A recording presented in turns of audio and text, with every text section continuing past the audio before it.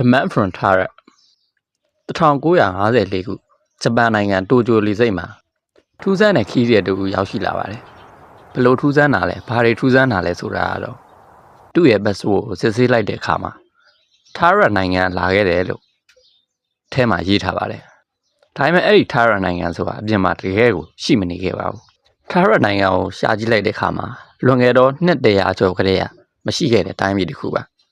အဲ့ဒီနေရာမှာအခုချိန်မှာတော့အန်ဒရိုဝါနိုင်ငံဖြစ်ပြီးတော့ဘာစီလိုနာနဲ့ပြင်သစ်နယ်ကြားမှာရှိပါတယ်ဒါပေမဲ့အဲ့ဒီထူးဆန်းတဲ့ခီးတွေကအန်ဒရိုဝါနိုင်ငံဆိုတာလုံးဝမသိပါဘူးသူ့ရဲ့ဘဏ်အကောင့်တွေ ID ကတ်တွေ passport တွေ flight ticket တွေအားလုံးကလည်းထားရနိုင်ငံလို့ပဲပြထားပါတယ်ဒါပေမဲ့ထိုင်းရနိုင်ငံဆိုတာ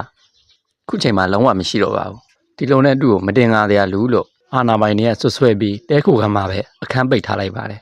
ဒါပေမဲ့ထူးဆန်းစွာသူကနောက်နေမှာပျောက်ကွယ်သွားခဲ့ပါတယ်ဖြစ်နိုင်တဲ့ theory တွေကတော့သူက parallel universe မှာလာပြီးတော့တခြား dimensional world မှာရှိတဲ့ Tarot မှာလားဒါမှမဟုတ်ရင် time travel လားဒါမှမဟုတ်ရင်အစိုးရတွေရဲ့လွဲချော်မှုတစ်ခုလားတင့်ရဲ့အမြင်ကိုလည်း comment မှာဆွေးနွေးသွားနိုင်ပါတယ်ဒီလိုစိတ်ဝင်စားစရာလေးထပ်တင်ပေးအောင်မှာမို့လို့အကောင်လေးကို follow လုပ်ခဲ့ပြီးတော့တောင်းဆိုချင်ပါတယ်အားလုံးပဲကျေးဇူးတင်ပါတယ်ခင်ဗျာ